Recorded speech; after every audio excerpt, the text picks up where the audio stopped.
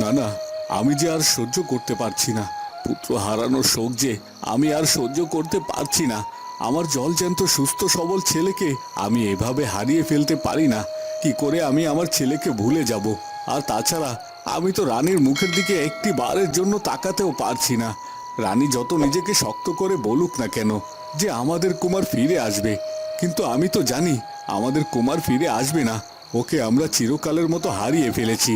আমি পিতা হয়ে কি করে আমার ছেলেকে আমি ভুলে যাব? কি করে?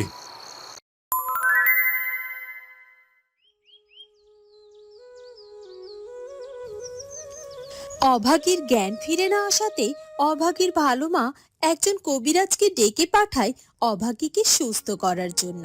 আর সে অভাগীর চিকিৎসা করে। শুনুন, আমার চিকিৎসা শেষ, আর ওকে ঘুমাতে দিন। কেমন দেখলেন কবিরাজ মশাই আমার অভাগীকে? ওর তো এখন পর্যন্ত জ্ঞান ফিরে এলো না। ওর কখন জ্ঞান ফিরে আসবে বলুন তো? আসবে, জ্ঞান ঠিকই ফিরে আসবে। আপনি একটু সময় দিন, আর তাছাড়া বাইরে চলুন, আপনার সাথে আমার কথা আছে। ঠিক আছে, চলুন। এরপর অভাগীর ভালো মা আর সেই কবিরাজ ঘর থেকে বেরিয়ে আসে। বলুন কবিরাজ মশাই, এখন আমাকে আপনি সব কিছু খুলে বলুন।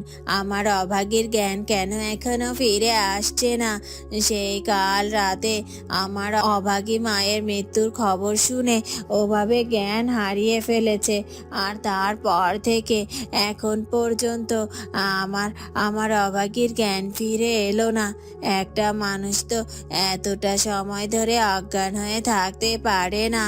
এখন আপনি বলুন, কখন কখন আমার অভাগীর জ্ঞান ফিরে আসবে?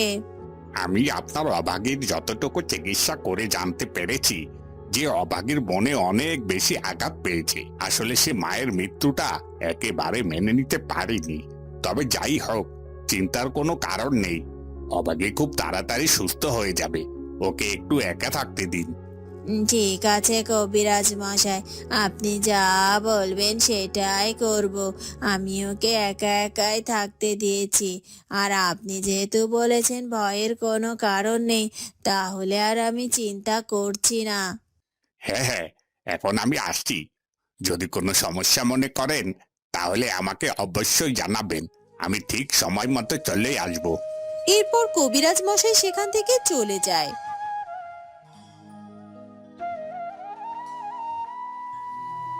হে বিধাতা, আমার অভাগীর যেন কোনো ক্ষতি না হয়। মেয়েটা যে আমার বড়ই দুঃখী, বাপ মাহারা মেয়ে। ওকে তুমি ভালো করে দাও, তাড়াতাড়ি সুস্থ করে দাও বিধাতা। পরদিন রাঘব তাড়াতাড়ি করে রাজকনকের কাছে গিয়ে হাজির হয়। এই তো, এই শয়তান রাঘবটা আবার এখানে এসে হাজির হয়েছে। আর আমার কাছে নিশ্চয় জানতে চাইবে রাজকুমার কোথায় আছে। তবে রাজকুমারের ব্যাপারে আমি শয়তান রাঘবটাকে কিছুই বলবো না।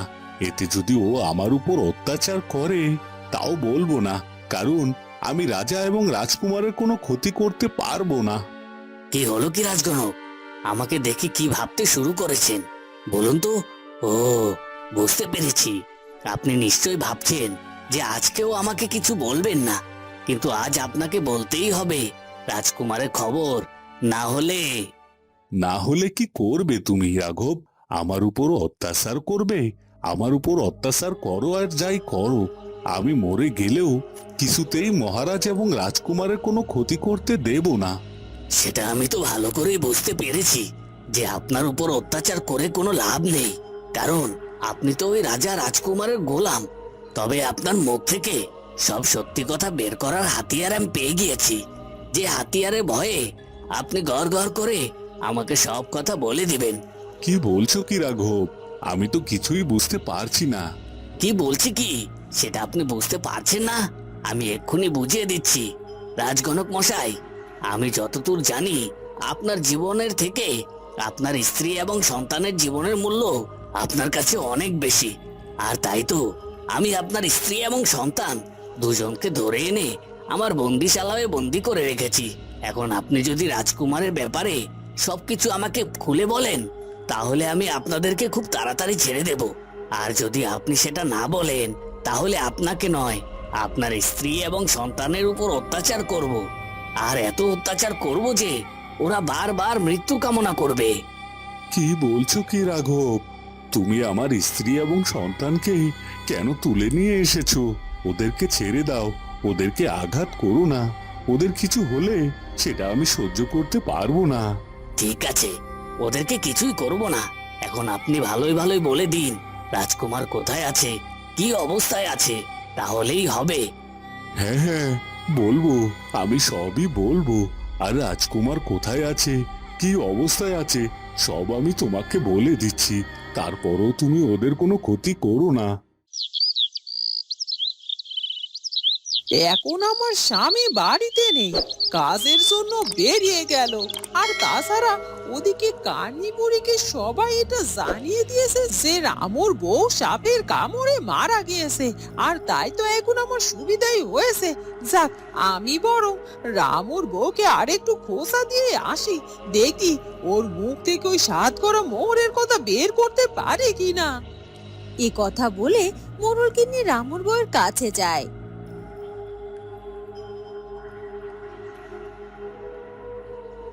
কি হলো কি রামুর বউ, একা একা এখানে কিভাবে সময় কাটছে শুনি? নিশ্চয়ই খুব কষ্টে আছো। কিন্তু কি করব বলো, আমি তো তোমাকে এখান থেকে মুক্ত করতেই চাই। কিন্তু তুমি নিজেই তো এখান থেকে মুক্ত হতে চাইছো না। আর তুমি যদি চাইতে, তাহলে অনেক আগে এখান থেকে তোমাকে আমি মুক্ত করে দিতাম।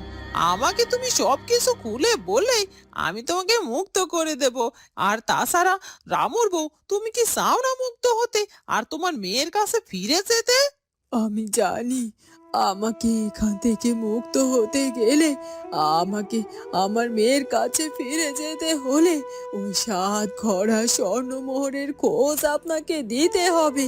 কিন্তু না, আমি কিছুতেই ওই সাত ঘোড়া মোহরের খোঁজ আপনাকে দেব না, মরে গেলেও না। আর তাছাড়া আমি জানি ওই সাত ঘোড়া মোহর যদি আমি আপনার হাতে তুলে দেই, তাহলে যে অনেক বড় অন্যায় করা হবে। আর তাছাড়া আমার মেয়ের কথা বলছেন, বিধাতা তো একজন রয়েছে। বিধাতা বিধাতা ঠিক আমার মেয়েটাকে দেখে রাখবেন। আর তিনি কখনো অন্যায় অন্যায় সহ্য করে না। আর তাই বলছি, আপনি শত চেষ্টা করেও আমার কাছ থেকে মোহরের খোঁজ বের করতে পারবেন না। আর বিধাতাই আপনাকে শাস্তি দেবে। তাই তাহলে তুমি এক কথার মানুষ, আর ওই মোহরের খোঁজ তুমি কিছুতে আমার কাছে দেবে না? ঠিক আছে, বুঝতে পেরেছি, সোজা আঙ্গুলে গিয়ে উঠবে না। এবার আমাকে আঙুলটাকে বাঁকাতেই হচ্ছে। তোমাকে দিয়ে আমি সব সত্যি কথা ঠিকই বের করে নেব। আর ওই সাত ঘোড়া মোহর কোথায় আছে সেটাও জেনে নেব। সামান্য শুধু আমাকে একটা দিন সময় দাও তুমি। এ কথা বলে মোড়ল গিন্নি সেখান থেকে চলে যায়। ওদিকে অভাগী জঙ্গলের পথে কাউকে একটা অনুসরণ করে এগিয়ে যেতে থাকে। আর বেশ খানিকটা পথ হেঁটে গিয়ে হঠাৎ করে অভাগী বড্ড ক্লান্ত হয়ে যায়। না না, আমি আর পারছি না, কিছুতেই আর হাঁটতে পারছি না। আপনি আপনি আমাকে এভাবে কোথায় নিয়ে যাচ্ছেন বলুন তো? তখন থেকে আপনি বলে চলেছেন এই তো সামান্য একটু পথ বাকি আছে, কিন্তু আপনার কথা মতো চলতে গিয়ে তো সেই সামান্য পথ যেন আর শেষই হচ্ছে না। আর এখন তো আমি বড্ড ক্লান্ত হয়ে যাচ্ছি।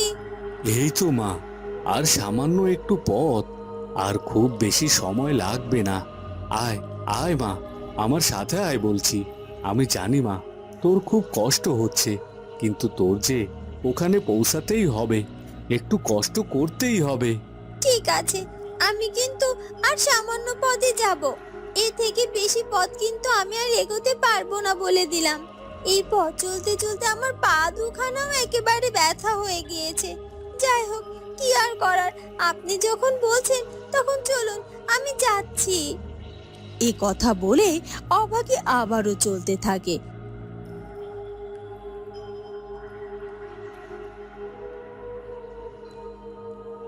আর এবার বেশ কিছুটা দূর পথ এগিয়ে যাওয়ার পরে সে দেখতে পায় যে সে এক বিশাল গুহার কাছে পৌঁছে গিয়েছে। আর তখনই সেখানে গিয়ে সে দাঁড়িয়ে পড়ে। এটা আমি কি দেখছি? এটা তো একটা বিশাল গুহা, আর এই গুহাটাকে দেখে আমার কেমন যেন ভয় লাগছে। ভয় পাওয়ার কিছুই নেই মা। এক্ষুনি এক্ষুনি তুই এই গুহার মধ্যে প্রবেশ কর, কারণ এটাই যে তোর গন্তব্য। এই গুহার মধ্যে আমাকে যেতে হবে, কিন্তু আমার তো বড্ড ভয় করছে। ঠিক আছে, যেহেতু আপনি আমাকে যেতে বলছেন, আর সেজন্যই আমি ভেতরে যাব। এরপর অভাগী সেই গুহার মধ্যে প্রবেশ করে।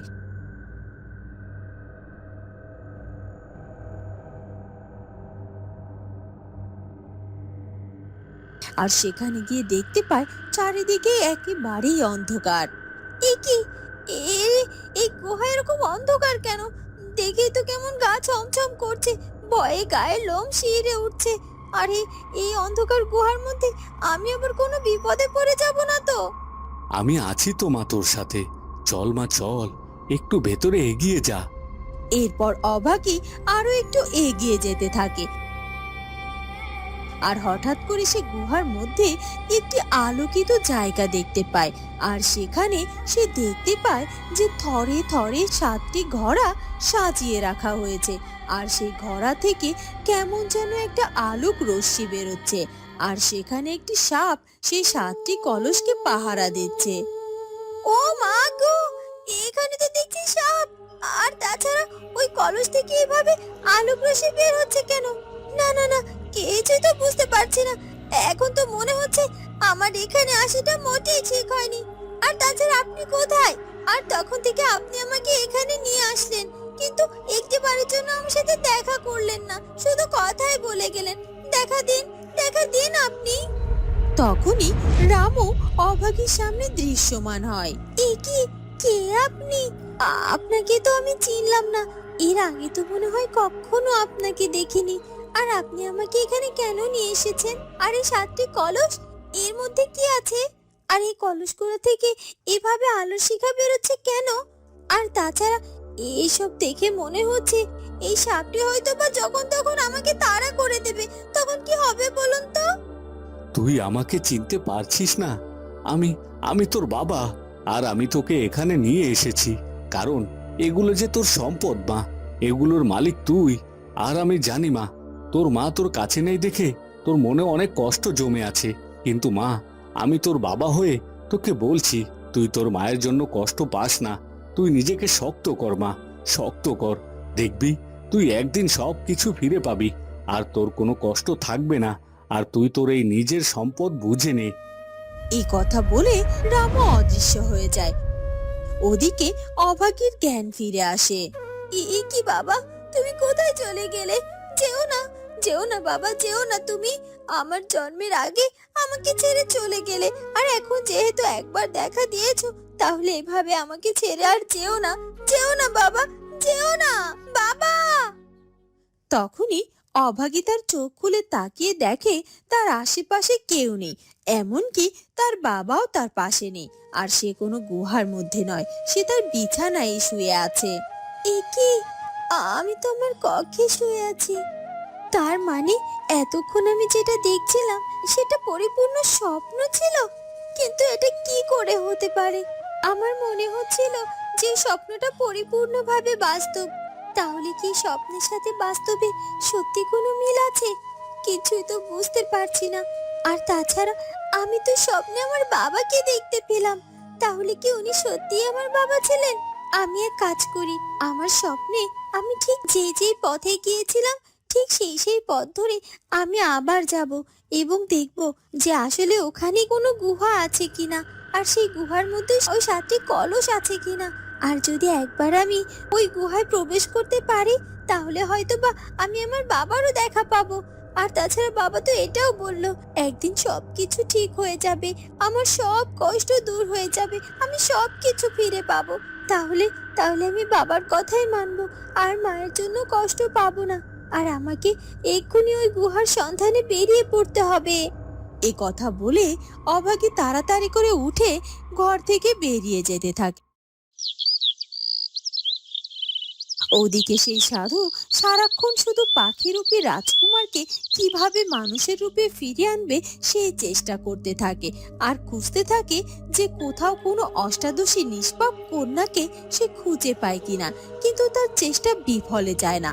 অবশেষে সে অষ্টাদশী নিষ্পাপ এক কন্যার খোঁজ পেয়ে যায়।